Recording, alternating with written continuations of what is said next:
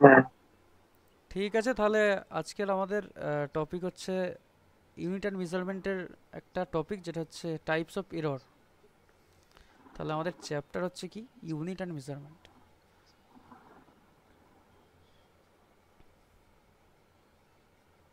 যারা নতুন ক্লাসে আছিস, আমার সাথে ইন্টারাকশন করবি, তাদের অসুবিধা হলে বলবি যে স্যার এখানটা বুঝতে পারছি না বা কিছু। একটু অসুবিধা হবে, কারণ প্রথমের দিকের ক্লাসগুলো তো মিস হয়ে গেছে। সব ক্লিয়ার তো, দেখা যাচ্ছে তো সবার? হ্যাঁ দাদা, দেখা ওকে। যাচ্ছে। দেখা যাচ্ছে। ওকে, হ্যাঁ তাহলে তো। তাহলে আজকে যেটা পড়াবো, types of errors. Types of errors with example. Unit and মেজারমেন্টেরই টপিক।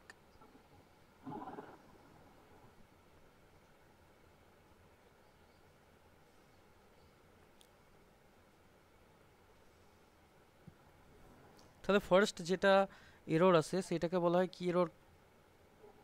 কে বলতে পারবি? Systematic error.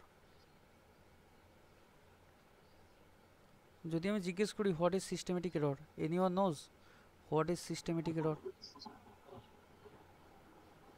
From previous batch students? আগের ব্যাচের যারা পড়েছিস, মানে সিস্টেমেটিক এরর জিনিসটা কি? আমরা নাম শুনেই বুঝতে পারছি সিস্টেমেটিক, মানে সিস্টেমের যে এরর, সেটাকেই কি বলবো আমরা? সিস্টেমেটিক এরর, তাই তো? তার মানে error that occurs due to the faulty equipment or method. মানে কি সিস্টেমের এরর? মানে কি, ধর কেউ টেম্পারেচার মারছে, টেম্পারেচার পরিমাপ করার জন্য আমরা কি ইউজ করি ভাই? থার্মোমিটার। হ্যাঁ, থার্মোমিটার ইউজ করি আমরা। থার্মোমিটার। এবার কারোর ধর জ্বর হয়েছে 102, তাকে দেখাচ্ছে ভাই 104, ও তো ভাই এমনিই মরে যাবে। তার মানে কিসের ফল্ট এটা? এটা আমার ওটা ইকুইপমেন্টের ফল্ট। সিস্টেমেটিক। সিস্টেম মানে সিস্টেমের ফল্ট, মানে ওইটা যে ইকুইপমেন্টটা দিয়ে আমি মাপছি, সেইটার তো মানে ফল্ট হয়ে গেল। বোঝা গেছে? Error that occurs consistently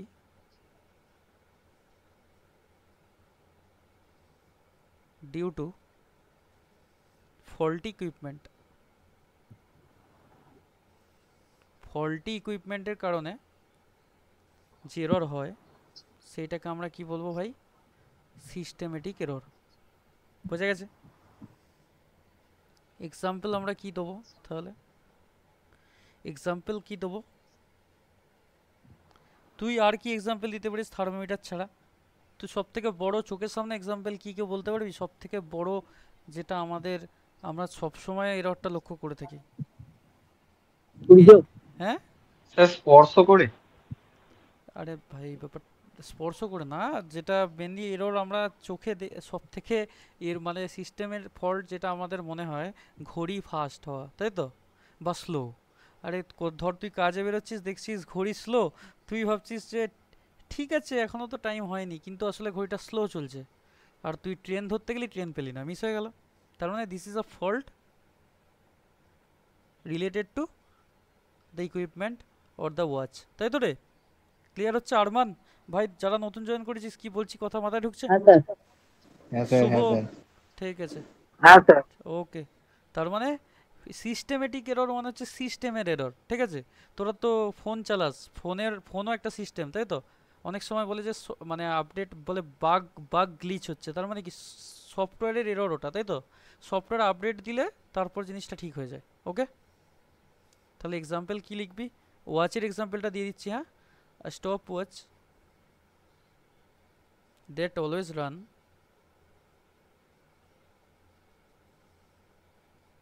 0.57 second ফাস্টার।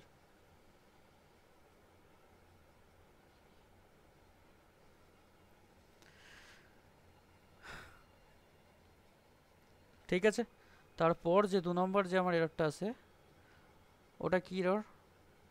N1 random error. ভাই তোরা আমার হাত লেখা পড়তে পারছিস তো? শিবম, তারপরে আমার ওই আর হ্যাঁ আর স্যার, যারা নতুন জয়েন করেছিস, অসুবিধা হ্যাঁ হচ্ছে স্যার। না তো? হ্যাঁ স্যার। ঠিক আছে, তো লিখতে পারে না। তো? হ্যাঁ স্যার। ওকে ওকে, না না। ঠিক আছে। তাহলে আমার র্যান্ডম এরর কি? কেউ বলতে পারবি র্যান্ডম এরর কি? কেউ এক্সপ্লেন করার চেষ্টা করবি? এনিওয়ান, র্যান্ডম এরর কি?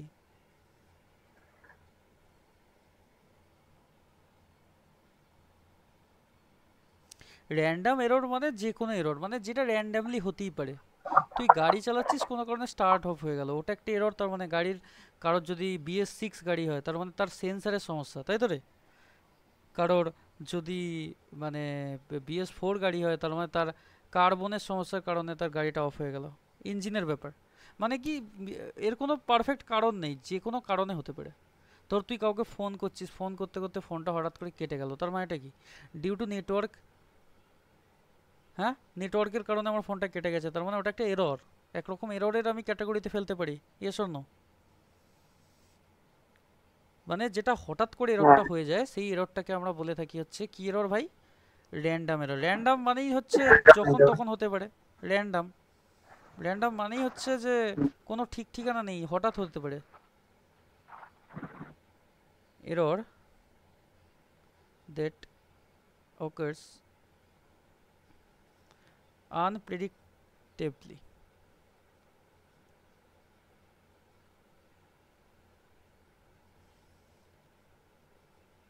and varies each time you measure.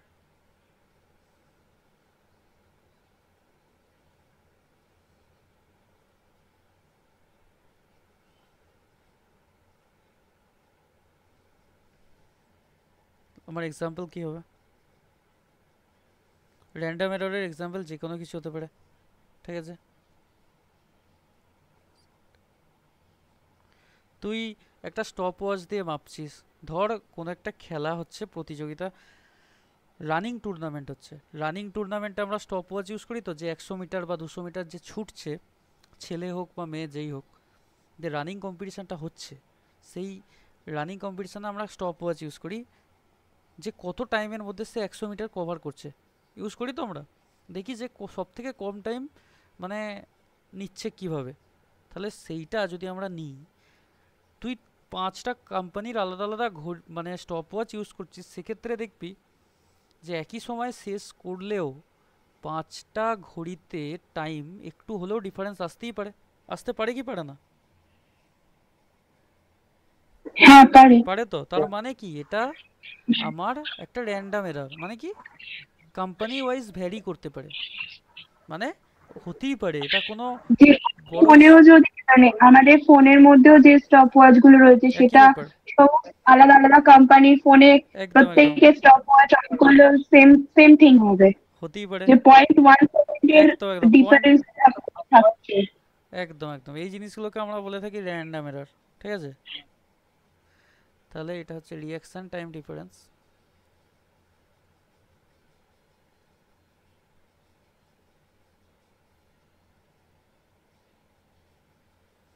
while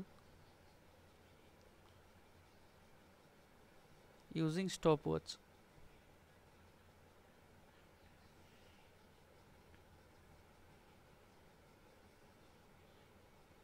তারপর যেটা আমার আসছে, সেটাকে কি বলা হয় ভাই? Gross error.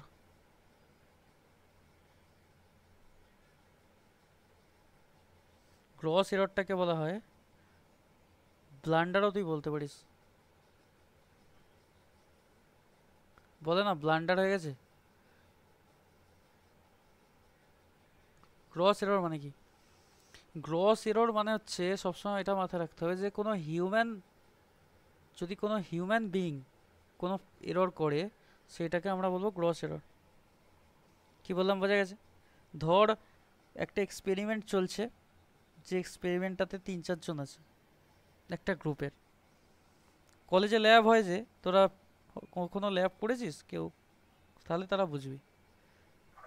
হ্যাঁ হ্যাঁ, ল্যাব যখন হয় দেখবি একটা গ্রুপে কলেজে ল্যাব, হ্যাঁ স্কুলে ল্যাব, স্কুলে ল্যাব, অনেকবার। এবার তার মানে দেখবে গ্রুপে 2-3 3-4 জন করে থাকে। তোমাদের মধ্যে এরকম তো ম্যাটার নয় যে সবারই সেম রিডিং আসবে, কারো কেউ কিছু না কিছু একটা ভুল করবে। কেউ না কেউ থাকবে, যে একটা না একটা পাবলিক এমন থাকবে যে ভাই আমার এরর ঘটিয়ে দেবে। এক একটা পাবলিক এরকম হয় যে আমার এরর ঘটাবেই, তাকে তুই যত ভালো করেই বুঝিয়ে দিস যে এক্সপেরিমেন্টটা ঠিকঠাক কর ভাই, কিন্তু সে এরর করবে। তার মানে কি, মানুষের কারণে যে এররগুলো হয়ে থাকে সেইগুলোকে আমরা কি এরর বলে থাকি ভাই? গ্রস এরর বা ব্লান্ডার। ঠিক আছে, এই জিনিসটা বিশাল ইম্পর্ট্যান্ট টপিক। আমি যে কোনো মানে সেকেন্ড ইয়ার বা থার্ড ইয়ার যে কোনো ক্লাস নিই, যে কোনো সাবজেক্টের মাঝে এই জিনিসটা ঢুকে থাকে যে হোয়াট ইজ গ্রস এরর। তাহলে এই জিনিসটা মাথায় ছেপে নিতে হবে যে error due to human effort. ঠিক আছে, মানে হিউম্যান ওরিয়েন্টেড যেগুলো এরর হয়ে থাকে, বাই মিস্টেক যে এরর হয়ে থাকে, সেইগুলোকে বলি আমরা gross error. By mistake or human error in observation. observation মানেই এক্সপেরিমেন্ট, একই ব্যাপার।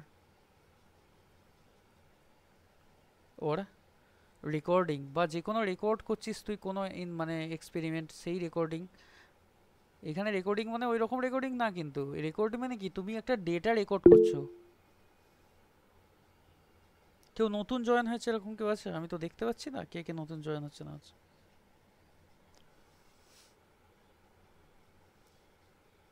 কেউ যদি লেটে জয়েন হয় সে একবার আমাকে বলবি যে স্যার জয়েন হয়েছে।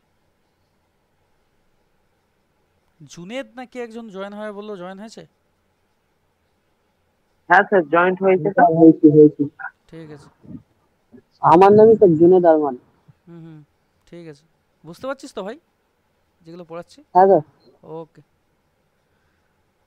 তারপর যেটা আমার আসছে সেটা হচ্ছে environmental error. So what is environmental error?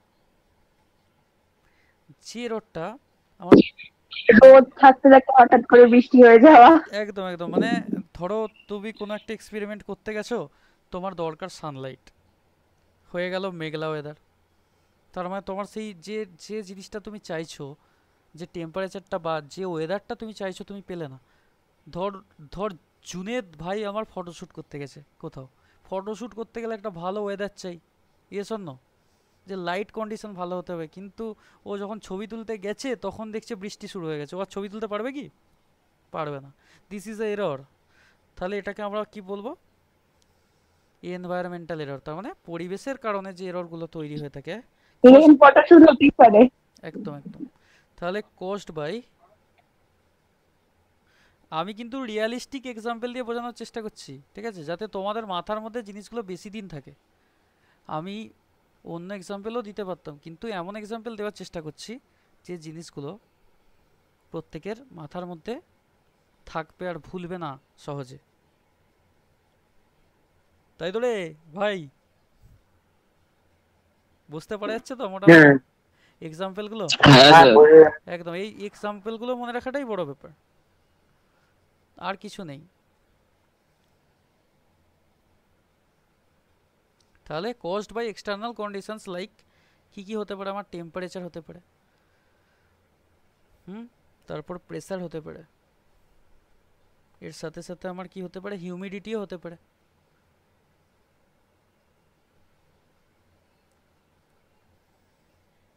তারপর যেটা আসছে ইনস্ট্রুমেন্টাল এরর।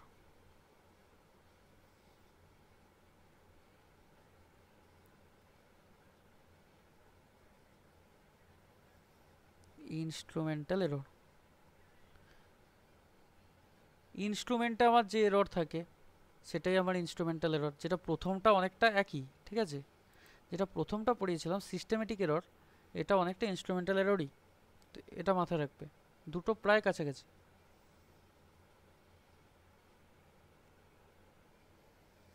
তাহলে কস্ট, তাহলে এটা আমার ইনস্ট্রুমেন্টাল এরর কি? Due to the imperfection in the measuring instrument, due to the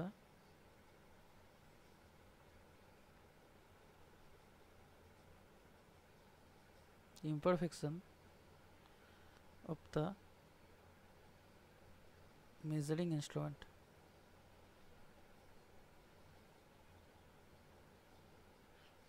ওকে। তারপর আরেকটা যেটা আছে সেটাকে বলা হয় প্যারাল্যাক্স এরর। কি বলে? ওটার নাম হচ্ছে প্যারাল্যাক্স এরর। কেউ প্যারাল্যাক্স এররের নাম শুনেছিস? এরকম কেউ আছে যে প্যারাল্যাক্স এররের নাম শুনেছিস? না দাদা। শুনিসনি? প্যারাল্যাক্স এরর মানে হচ্ছে যেটাকে আরেকটা নাম হচ্ছে অবজারভেশনাল এরর। Observational error. কেউ কখনো মাছ ধরেছিস পুকুরে? হ্যাঁ হ্যাঁ ধরেছিস। মাছ ধরি দেখি। আচ্ছা, কেউ যে মাছ ধরেছে সে ব্যাপারটা ভালো বুঝবে, যে আর কি পুকুরে নিজে হাতে ধরার চেষ্টা করেছে। কখনো দেখবি ভাই, যে বলছিস আমি মাছ ধরেছি, হুম, কি হয় দেখবি, যখন যে যে জায়গায় তুই মাছটাকে দেখবি জলের মধ্যে, সেই জায়গায় কিন্তু অরিজিনালিও নেই, একটু তার থেকে দূরে হ্যাঁ থাকে। এটা কখনো লক্ষ্য করেছিস? সেই জন্য যখন ওকে সাইডে থাকে একদম হালকা। একটু সাইডে থাকে, মানে যেখানটায় তুই দেখছিস ওটা কিন্তু ওর প্রতিচ্ছবি পড়ে আছে। এটা রিফ্লেকশনের জন্য হয়, যেটাকে বলে রিফ্লেকশন অফ লাইট, ঠিক আছে? রিফ্র্যাকশন মানে প্রতিফলন, প্রতিসরণ, এই টপিকগুলো আছে ফিজিক্সেই, লাইটের চ্যাপ্টারে। তো প্রতিসরণের জন্য এই জিনিসটা হয়ে থাকে, রিফ্র্যাকশন বলে যেটাকে। তার মানে কি, ধর আমি একটা মাছ এঁকে বোঝাচ্ছি, হ্যাঁ? ধর এইখানে আমার ভাই মাছ ধরতে গেছে পুকুরে, এই হচ্ছে মাছ, তাই তো? পুঁটি মাছ হতে পারে এটা, যাই হোক, যাই মাছ হোক ভাই, সেটা বড় ব্যাপার না। মাছ, এটা জল আছে, ভাই আমার মাছ ধরবে, এখানে আছে, ঠিক আছে? এবার এখানে যে ও মাছটা ধরছে, এবার ও ধর একটা ওর হাতে খোঁচ আছে, এই খোঁচটার বাড়ি ও মাছটার পিঠে মারবে, ঠিক আছে? ও যদি এই পজিশনে মাছের মারে, ও কিন্তু মাছটাকে মারলে মাছটা গিঁথবে না, ঠিক আছে? ওকে কি করতে হবে, যে পজিশন আছে তার থেকে একটু দূরে মারতে হবে, তাই তো রে? তবেই তো মাছটা গিঁথবে। যেটা আছে, হ্যাঁ যেটা চোখে দেখছিস, ওটা মানে ওই পজিশনে যদি, এইটা কিন্তু যে মাছ ধরেছে সেই জানে যে যে পজিশনে মাছটা থাকে ওটা অরিজিনালি ওই জায়গায় থাকে না, ওর থেকে একটু একটু হ্যাঁ সাইডে থাকে বা একটু দূরে থাকে। তাহলে ও যখন মাছটাকে এইখানটায় মারবে, তখন ওর ওই জায়গায় মাছটা কিতবে, তার মানে মাছটা ধরা পড়ে যাবে। তার মানে আলটিমেটলি আমার এই যে এররটা, এটা হচ্ছে অবজারভেশনাল এরর। তুই যে চোখে দেখছিস এটা চোখের ভুল, যেটাকে মানে প্যারাল্যাক্স এরর বলা হয়, যেটা চোখের সমস্যার জন্য হয়ে থাকে। অনেকে চোখের ডাক্তারের কাছে, যার চোখের পাওয়ার আছে, সে জানে প্যারাল্যাক্স এররটা কি। চোখের ডাক্তার বলে এর প্যারাল্যাক্স আছে, তার মানে কি, ওর চোখের যে সিলিন্ড্রিক্যাল পাওয়ার, সেই সিলিন্ড্রিক্যাল পাওয়ারের মধ্যে একটু ফল্ট আছে, ওইগুলো কি প্যারাল্যাক্স এরর বলে। চোখে পাওয়ার আছে আমার। তাহলে তোমার প্যারাল্যাক্স এরর থাকতে পারে, ওটা অবজারভেশনাল এরর। চশমা পড়তে পড়তে এগুলো ঠিক হয়, ঠিক আছে? Due to the mistakes in reading of instrument, ঠিক আছে? রিডিং মানে রিডিং নেওয়ার সময় যে ভুলটা মানুষ চোখের দেখায় করে থাকে, সেটা কি বলা হয়? Parallax error. বোঝাতে পারছি তো রে টপিকগুলো? হ্যাঁ okay. Due to mistakes in reading of instrument.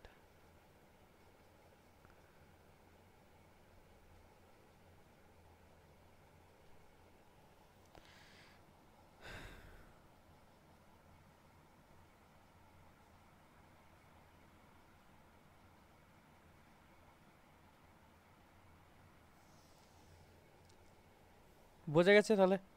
তাহলে এর পর যে কতগুলো ডেফিনেশন আছে, যেগুলো ভীষণ ইম্পর্টেন্ট ডেফিনেশন।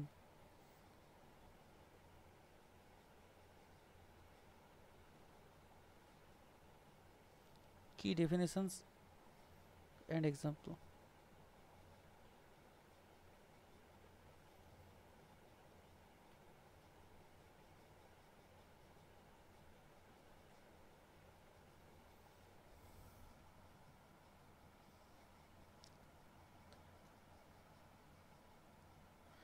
ফার্স্ট যে ডেফিনেশনটা আমার আছে, সেটাকে বলা হয় ট্রু ভ্যালু।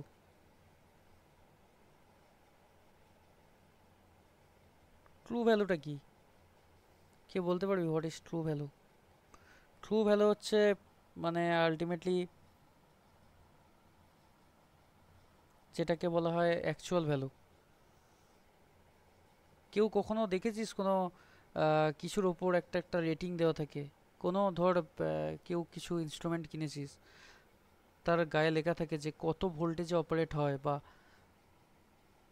কোনো এক্সপেরিমেন্ট ধর করছিস, একটা ধর 15 ভোল্ট এক্সপেরিমেন্টে আসার কথা, তোকে ল্যাব রিপোর্ট প্রথমেই দিয়ে দিয়েছে যে এটার এক্সপেরিমেন্ট আমি করলে সেই এক্সপেরিমেন্টের ভ্যালু কত আসবে, 15 ভোল্ট। তার মানে কি, যেইটা আমার অ্যাকচুয়ালি দেওয়া আছে সেইটাকে বলে ট্রু ভ্যালু, মানে সত্যিকারের ভ্যালু। কি বললাম বুঝতে পারছো? ট্রু ভ্যালু কি, মানে যেটা অলরেডি প্রোভাইড করা আছে। The value is already provided, মানে অলরেডি এটার ভ্যালু আমায় প্রোভাইড করা আছে থিওরিটিক্যালি। কি বললাম ভাই, বল বুঝতে পেরেছিস কি? এই জিনিসগুলো খুব ইম্পর্ট্যান্ট। আরেকবার বলবেন? ট্রু ভ্যালু মানে হচ্ছে যে ভ্যালুটা, ওইটা পারফেক্ট ভ্যালু, মানে কি ওই ভ্যালুটা প্রোভাইড করা আছে অলরেডি। কেউ কোনো ল্যাবে কোনো দিন এক্সপেরিমেন্ট করেছিস? যদি না করে থাকিস আমি তোদের বলে দিচ্ছি, ধর এক্সপেরিমেন্ট চলছে এরকম স্যার 5টা, ল্যাবে করিনি, বাড়িতে করেছি। করেছিস তো? তাহলে 5টা ধর এরকম ভ্যালু নিচ্ছিস তুই, তোর ট্রু। পেট্রোলে আগুন জ্বালিয়েছিলাম। ভাই সে তো 1 সেকেন্ডের খেলা। অনেকটা তেল ঢেলেছি। আচ্ছা, মানে ব্যাপারটা কি, সেটা আগুন জ্বালিয়েছিস সেটা আলাদা, আমি চাইছি এক্সপেরিমেন্ট মানে কি, মানে একটার পর একটা ভ্যালু নিচ্ছিস। কি বলছি বুঝতে পারছিস তো? ধর ট্রু ভ্যালু মানে কি, ধর তোকে প্র্যাকটিক্যালি এই ভ্যালুটার দেওয়া আছে 15 ভোল্ট, তার মানে তোকে এক্সপেরিমেন্টটা করে 15 ভোল্ট আনতে হবে, যাই হয়ে যাক।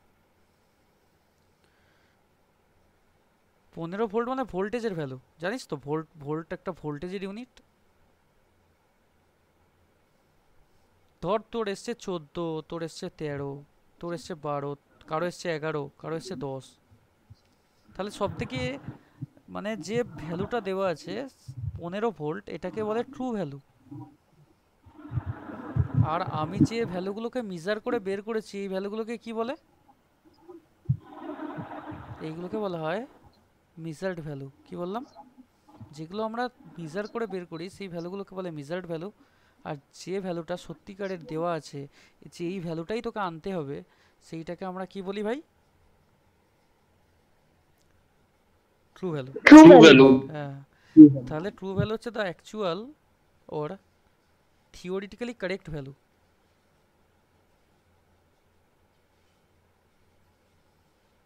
Correct value of quantity.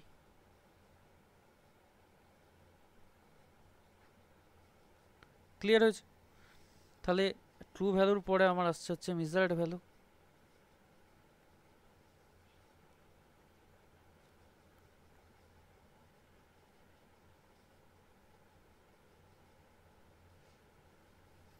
তা ট্রু ভ্যালু মানে যেটা দেওয়া থাকে, আর মেজার্ড ভ্যালু মানে কি ভাই?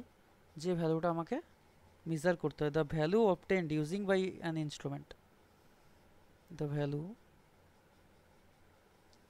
Obtained using an instrument.